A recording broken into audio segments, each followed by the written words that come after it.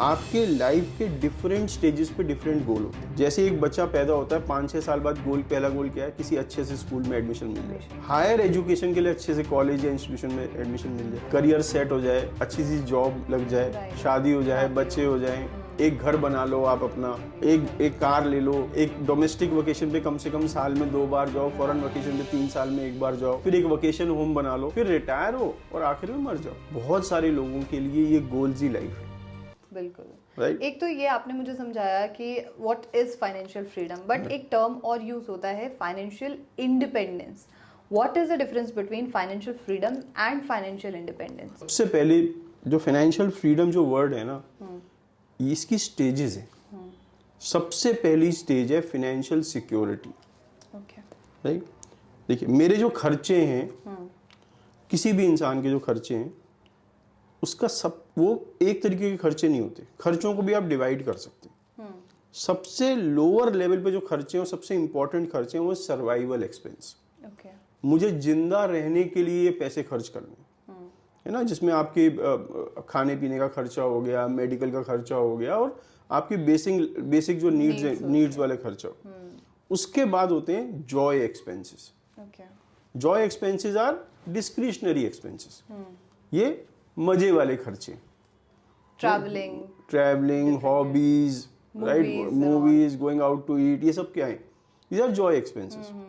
तो सबसे पहले जब आप फाइनेंशियल फ्रीडम की तरफ जाएं, सर्वाइवल एक्सपेंस को पैसिव इनकम के साथ मैच कर दें। Okay, right. तो समझ लो, मेरा सर्वाइवल का खर्चा, मेरा टोटल खर्चा 1 लाख रुपए महीने का है, पर इसमें से 30,000 रुपए ऐसे हैं जिससे मैं जिंदा रह सकता हूँ। जो मेरे घर का खर्च चलता है, घर का किराया जाता है, और मेरा जो बेसिक खर्चा है सर्वाइव करने का, वो पूरा। सबसे पहले टारगेट क्या होना चाहिए? सर्वाइवल। ओके, तो मैं सर्वाइवल, जितनी इनकम मेरी पैसे से आ रही है, एग्जिस्टिंग इन्वेस्टमेंट से आ रही है, अब मैं फर्स्ट स्टेप पे पहुंच गया, फाइनेंशियल सिक्योरिटी की। राइट, ठीक है। दूसरा है फाइनेंशियल फ्रीडम। फ्रीडम मतलब अब मैं सर्वाइवल के अलावा जॉय एक्सपेंसेस भी मीट कर पा रहा हूं। ओके, तो 70,000 रुपए और आने शुरू हो गए। टोटल 1 लाख रुपए, 1 लाख का मेरा सब मजे के खर्चे भी आ गए। अब मैं कहां पहुंच गया? फाइनेंशियल फ्रीडम पे। ठीक है। थर्ड स्टेप है फाइनेंशियल इंडिपेंडेंस। हम इस लाइफ में क्यों आए? पैसे कमाने? नहीं, इस लाइफ का मतलब तो शायद इससे बड़ा है ना। बिल्कुल। देखिए, मैं इसको आपको एक एग्जांपल से समझाता हूं। एक आम इंसान की लाइफ कैसी होती है? आपके लाइफ के डिफरेंट स्टेजेस पे डिफरेंट गोल होते हैं। राइट। जैसे एक बच्चा पैदा होता है 5-6 साल बाद पहला गोल क्या है, किसी अच्छे से स्कूल में एडमिशन मिल जाए। राइट। उसके बाद उस स्कूल से आप पढ़े। राइट। अब हायर एजुकेशन के लिए अच्छे से कॉलेज या इंस्टीट्यूशन में एडमिशन मिल जाए, फिर आपको करियर सेट हो जाए, अच्छी सी जॉब लग जाए, फिर उसके बाद शादी हो जाए, बच्चे हो जाए, एक घर बना लो आप अपना, एक गाड़ी लो, एक कार ले लो, एक डोमेस्टिक वेकेशन पे कम से कम साल में 2 बार जाओ, फॉरेन वेकेशन पे 3 साल में 1 बार जाओ। राइट। फिर एक वेकेशन होम बना लो, फिर रिटायर हो और आखिर में मर जाओ। बिल्कुल। क्या यही आपकी लाइफ है? नहीं, बिल्कुल नहीं। क्या हम इसी लाइफ के लिए जिंदा हैं? क्या ये गोल्स ही हमारी लाइफ बन गए? बहुत सारे लोगों के लिए ये गोल्स ही लाइफ है। हाँ, मतलब ज्यादातर, बहुत बड़े परसेंटेज के लिए यही है कि भी ये वाले गोल्स पूरे हो गए तो मेरी लाइफ कंप्लीट है। right? पर ये तो बड़ी इनकम्प्लीट लाइफ है। ये गोल्स तो आप थोड़ा बहुत ऊपर नीचे करके पूरे ही कर लो, कर सकते हैं। राइट। आप इस दुनिया में 70, 80, 90 साल तक जिंदा रहोगे। ठीक। आपने इस वर्ल्ड पर क्या इम्पैक्ट छोड़ा अपने जिंदा रहने से? How did you change this world? क्या आपने अपनी छाप छोड़ के गए समाज पर, इस देश पर, अपने होने से? लोग आपको कैसे याद करेंगे? लोग आपको कैसे याद करेंगे? Who will cry when you die? Right. वो चीजें, दैट इज कॉल्ड कि आपकी what do you want to achieve in life which is bigger than you? Right. Purpose of life. क्या आपका एक पर्पस ऑफ लाइफ है? बहुत सारे लोगों का purpose of life is only making money. Right, true. But money is just a means to an end. Right. जब आपके जॉय एक्सपेंसेस और आपके सर्वाइवल एक्सपेंस पूरे हो गए, इसके बाद मनी आपके लिए क्या करेगा? इम्पैक्ट क्रिएट करेगा, आपकी एक छवि क्रिएट करेगा, राइट। आप समाज को बदल पाओगे, आप छाप छोड़ पाओगे, इस पर्पस पूरा कर पाओगे अपनी लाइफ। जब आप पे इतने पैसे हों कि आप वो कर पाओ, तो आप फिनेंशियली इंडिपेंडेंट हो गए। तो freedom is not independence, freedom is just for yourself. Independence is when you are able to meet your life purpose with the money you have earned, right. आप देखो ना, बिल गेट्स क्या कर रहा है, बिल गेट्स फाउंडेशन बनाई तो he is achieving something which is bigger than him ना, right. Azim Premji is doing the same thing, because money at that stage doesn't mean anything to them. वो अपनी छाप छोड़ रहे हैं, वो समाज को बदल रहे हैं, they are making it better, they have reached that stage of financial independence। और वो इस जनरेशन के लिए नहीं कर रहे, वो ऐसी चीज बना गए हैं जो कई जनरेशन तक उसके उनका इम्पैक्ट क्रिएट करती रहेगी, उन्हें याद करती रहेगी। That is financial independence for me. और हम सबको स्ट्राइव करना चाहिए कि हम फाइनेंशियल इंडिपेंडेंस तक पहुंचे, पर शुरुआत फाइनेंशियल सिक्योरिटी से होगी। आप सीधे थर्ड स्टेप पे नहीं पहुंचोगे, नहीं पहुंच सकते हैं, राइट।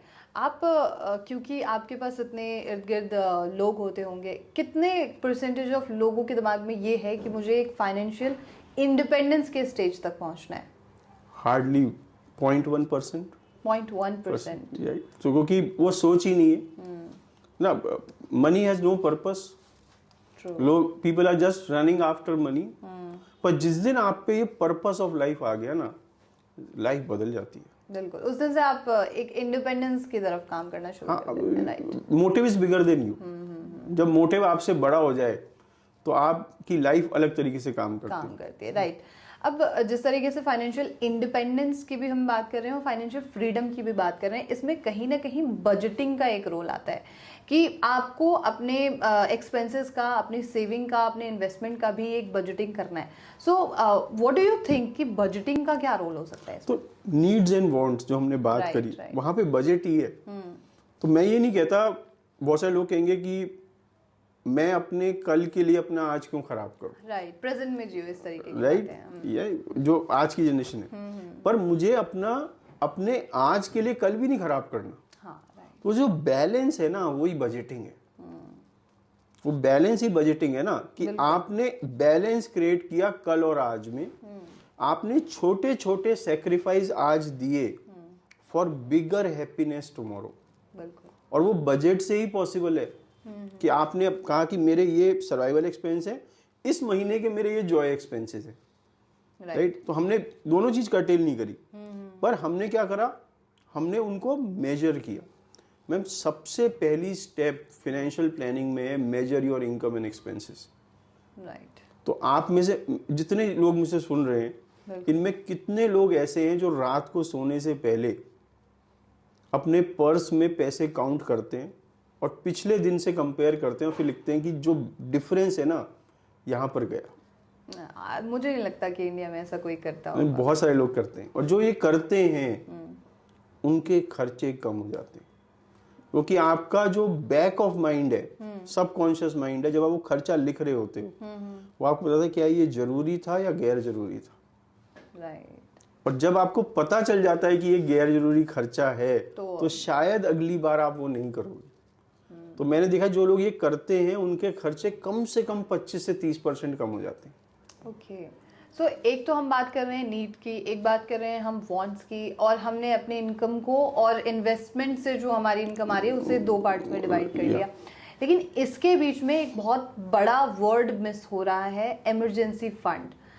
आपके साथ कभी भी कोई दुर्घटना आ जाए, अभी हम लोग कोविड से निकल के वापस आए हैं, और ऐसे में कुछ लोगों के पास जिन्होंने इमरजेंसी फंड रखा होगा वो बहुत ज़्यादा काम आया होगा। So what do you think कि इमरजेंसी फंड होना कितना ज़रूरी है फाइनेंशियल फ्रीडम? तो इमरजेंसी फंड आप is something like brake in a car, right. तो आप ड्राइव कर ही नहीं सकते जब तक ब्रेक ना हो, बिल्कुल, ना, brake allows you to drive fast. Right. ऐसी emergency fund allows you to reach to financial freedom. बिना इमरजेंसी फंड के आप फाइनेंशियल फ्रीडम नहीं ले सकते, क्योंकि लाइफ के अपनी गुगली आती हैं बार बार, और उन गुगलीज को बचाने के लिए इमरजेंसी फंड ही काम आएगा।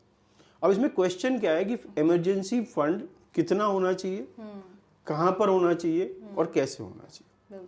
तो कम से कम 6 मंथ के जो आपके सर्वाइवल एक्सपेंस हैं, उसके बराबर आपका इमरजेंसी फंड होना चाहिए। अगर आपका सर्वाइवल एक्सपेंस 40,000 रुपए का है, तो 2,40,000 रुपए अलग से रखे हों जो खाली इमरजेंसी में यूज होंगे इन अ लिक्विड फॉर्म, क्योंकि मैं उसको बहुत जल्दी से आराम से निकाल पाऊँ। तो 6 महीने के बराबर होना चाहिए, लिक्विड होना चाहिए जिसको मैं बहुत आसानी से निकाल पाऊँ। पर इसमें एक सबसे बड़ी जो प्रॉब्लम मुझे लोगों के साथ दिखती है ना, वो है defining what an emergency is. Okay, है ना, going to go on vacation. ये नहीं समझते हैं कि इमरजेंसी फंड क्या है सबसे पहले। नहीं, इमरजेंसी क्या है? Going to Goa for a vacation is not an emergency. Right, ये प्रॉब्लम है। आपने 2.5 लाख रुपए का फंड बनाया, आपके दोस्त ने कहा गोवा जाना घूमने, आपने फंड में से पैसे निकाले चले गए। That means you are not defined emergency properly. Emergency is survival, right? Survival expense के लिए ही पैसे निकालूंगा मैं ये वाला, not for joy expenses.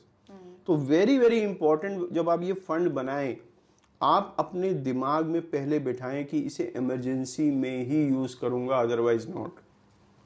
Right, that defining what an emergency is the critical part of creating an emergency fund. आपके subconscious mind में ये चीज होनी चाहिए। Right, this is fund for emergency और what is emergency. Right. Okay, investment कहाँ करना है जिससे फाइनेंशियल फ्रीडम मिल जाए? Without goals investment planning can not be done. तो पहला स्टेप क्या है? अपने गोल्स डिफाइन करें और स्मार्ट गोल्स बनाएं, specific, measurable, attainable, adjustable, realistic, relevant, time bound and trade off. ये 9 चीजें आपको हर एक गोल की पता होनी चाहिए।